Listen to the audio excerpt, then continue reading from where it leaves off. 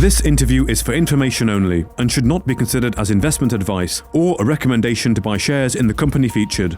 Welcome to this Stock Box interview.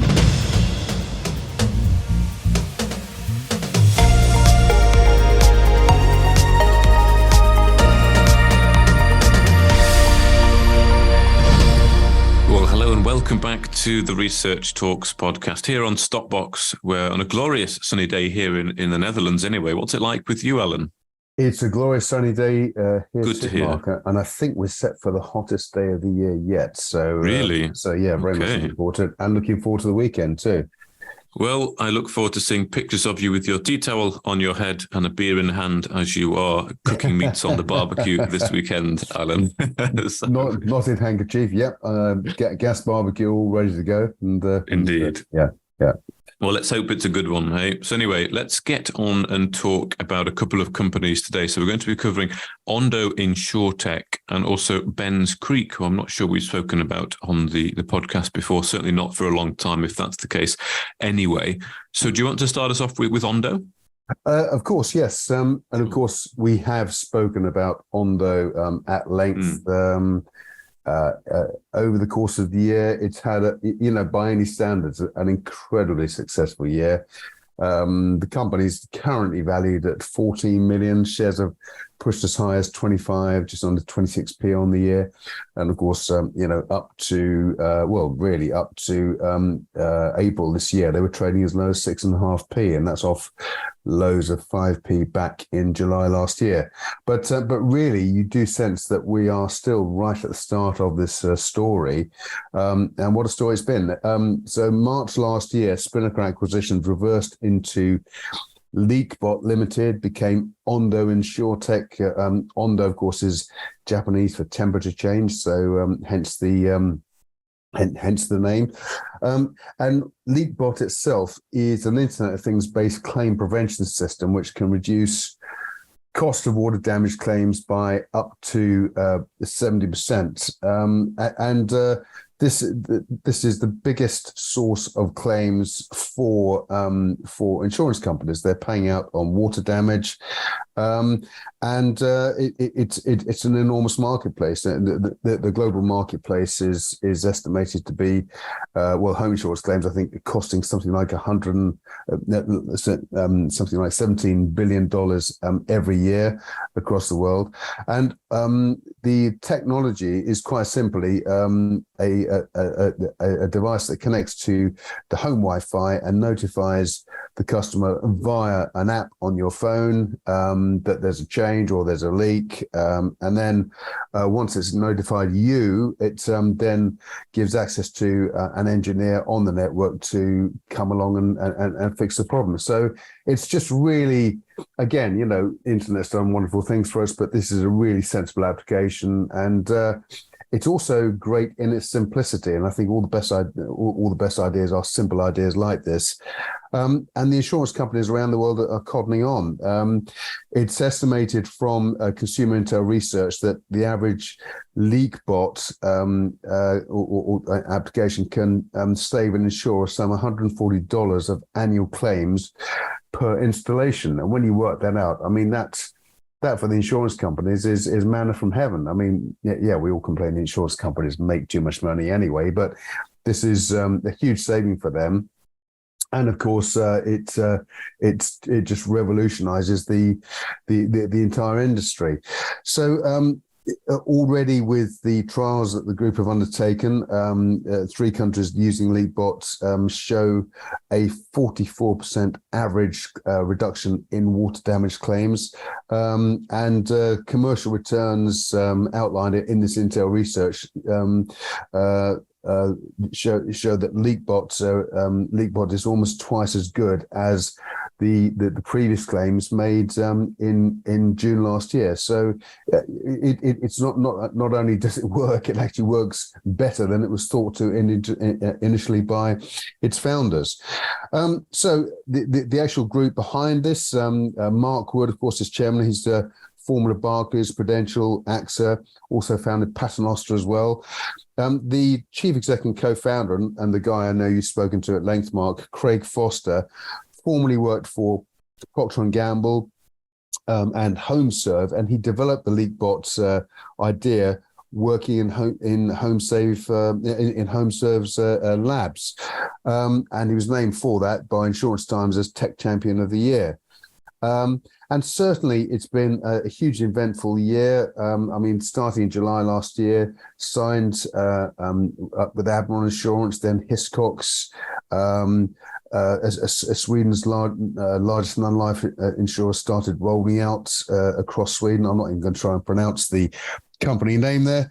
It also won a new Danish contract with Top Denmark. But April this year was probably the benchmark that saw the company move up to a different level, where it signed a partnership with New York Stock Exchange listed WNS Holdings. And this is a company that runs claims operations for multiple household name insurers in Europe and the USA. It's got a market capitalization of $4 billion. And Craig Foster said then that was a really significant milestone for Ondo. So at that point, the company had 11 carriers it was working with, and it also undertook a trial with Portsmouth Water to trial the efficacy. Portsmouth Water themselves announced, and this was formed an RNS in June, that leaks have reduced by 60% as a result of using LeakBot technology. Probably through the relationship with WNS, US insurer, Mutual of Enumclaw, partner with Ondo for a trial across 10,000 devices. Danish security group G4S initiated a trial program, and most recently, a subsidiary of IAG Insurers, Firemark Ventures, announced they are to run proof of concept trialing across Australia and New Zealand. So again, it's starting to balloon out. The company's commencing its growth, its growth curve, and it's incredibly exciting. On announcing the most recent set of results, interims up to August 31st last year saw revenues up 55% to $1 million, cash and cash equivalents of 1.87 million.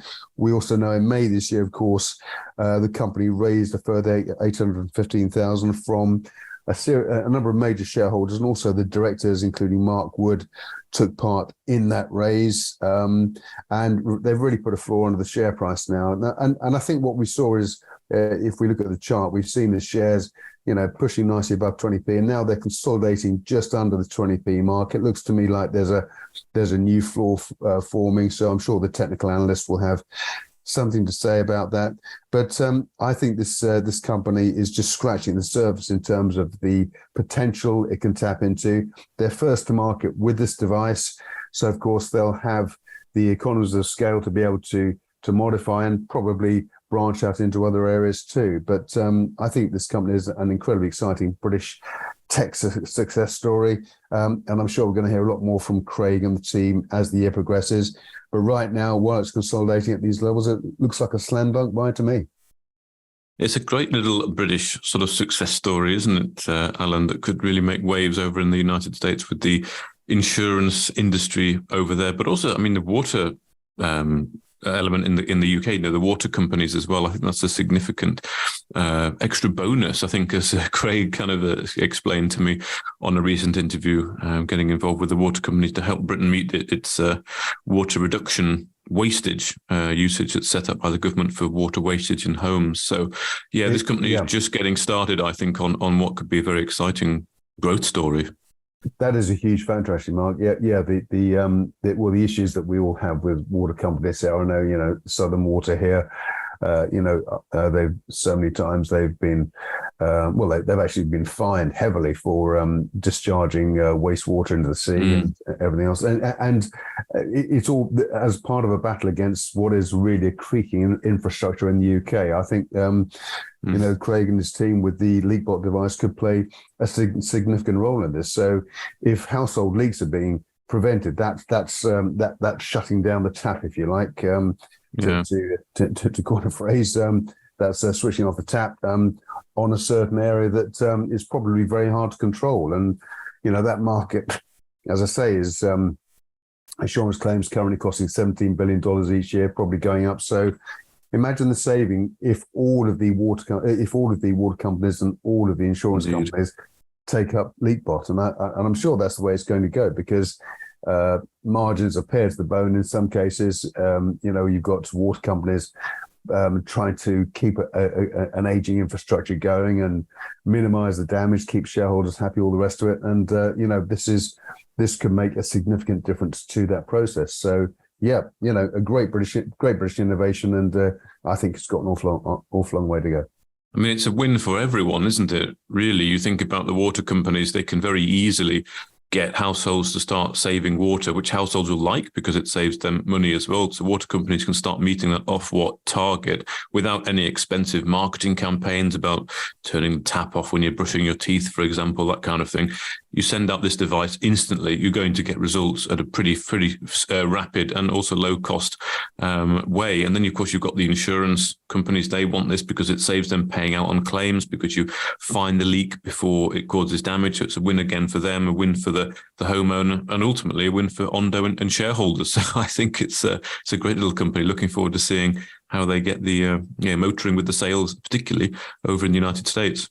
I think we're set for a really busy year, and there's a palpable sense of excitement, I think, around this company, because insurance companies are waking up to this opportunity and waking up to the fact that actually it's a no-brainer. It's a plug and play in every, metaphorically and literally. It's a plug and play for them, a solution that's going to save them huge amounts of money, and that's hugely significant. But I think on so many levels, and I'm sure there are other areas where that Craig and his team are looking at, that where they can bring LeakBot or maybe adapt that technology to suit to suit another industry. It's all sorts of opportunities, I think, are waiting on there. Indeed.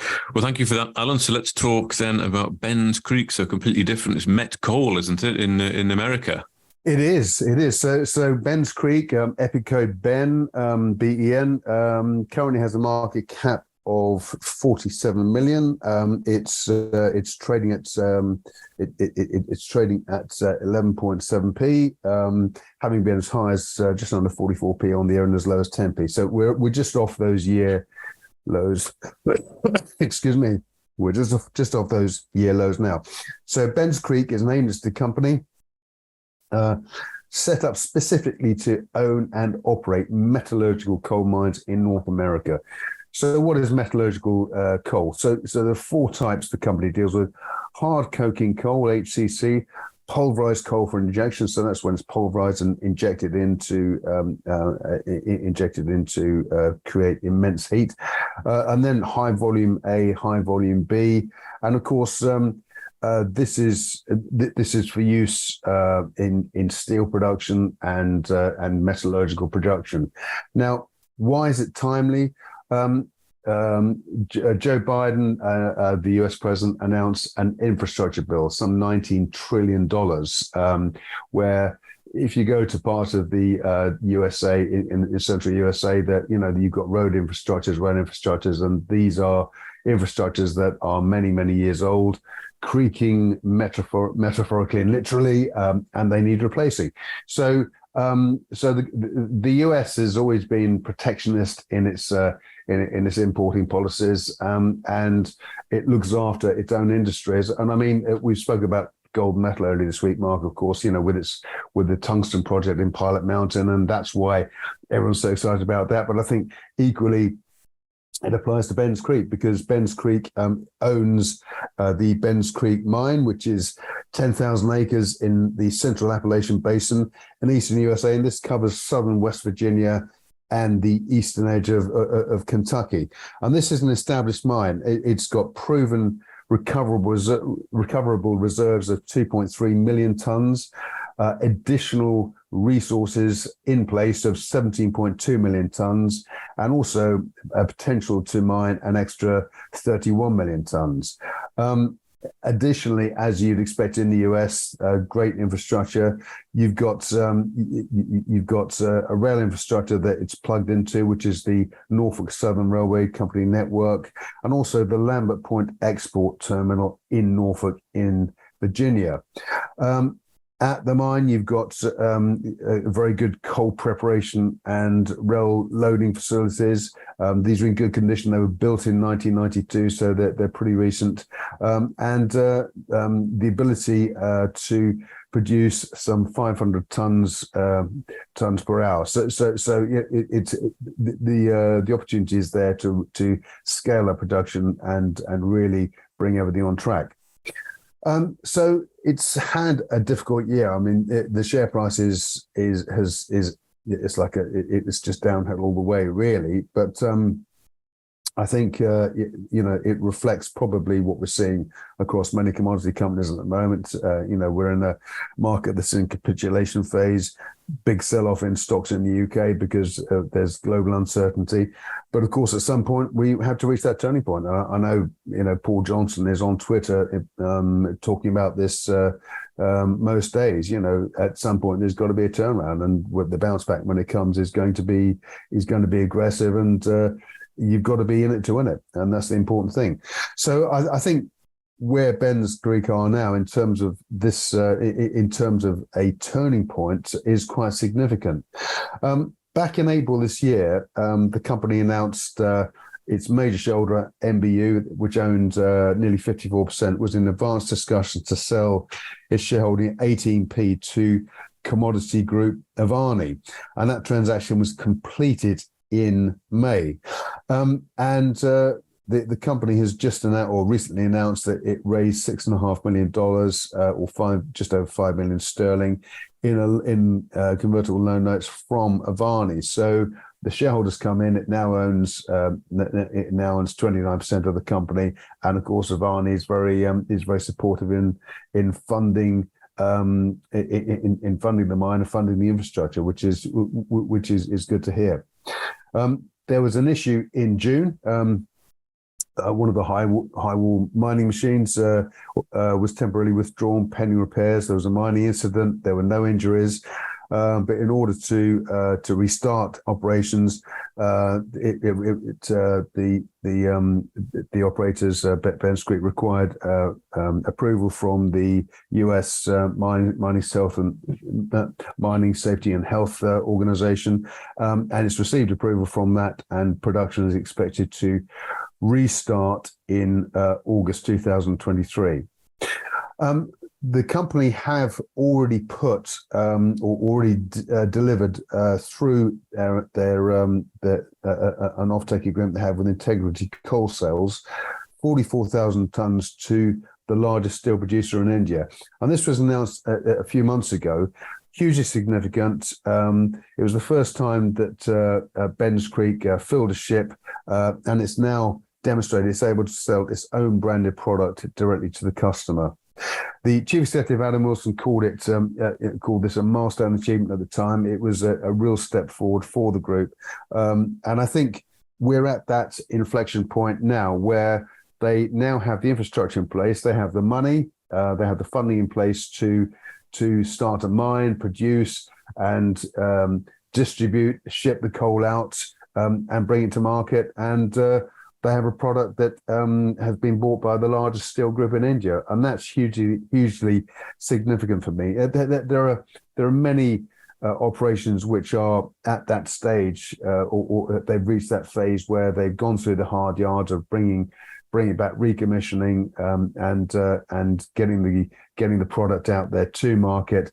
So Ben's Creek Coal, branded Ben's Creek Coal, is now being used at that by that steel company in India, which is hugely significant.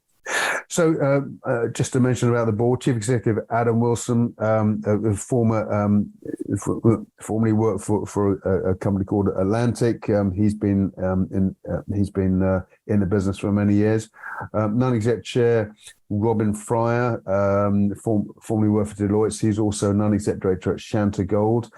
And we've got two non-execs on the board, Mark Cooper, who's a lawyer, and David Harris, who has been involved with 12 non-executive director roles with UK companies over the past few years. General Manager Larkin Hoskins is significant here too. He has 47 years experience in managing coal projects in the USA, so he's a real veteran and he's obviously the key man on the ground there, bringing Ben's Creek back into production. But there is a real demand for coking coal in steel production. It's integral, and also production of other metals. Good quality furnace metallurgical coal is hugely important. But I think the significant factor here is in the USA. There's a huge budget in place. A huge amount of spending will be taking place in the coming years to rejuvenate the infrastructure in the USA. That's going to require an awful lot of steel. And Ben's Creek, as a metallurgical coal mine, centrally based, already shipping product in central USA, looks to me to be in pole position to be able to deliver coal to fire that industry going forward over the coming years. Alan, for that. That's a good little summary there of Ben's Creek. I know I interviewed the CEO, Adam Wilson, a couple of times, and that backing they've got from Avani is pretty significant, isn't it? These guys clearly want to support the company during this sort of knockdown in met coal prices, but as Adam said, they've started to make that recovery.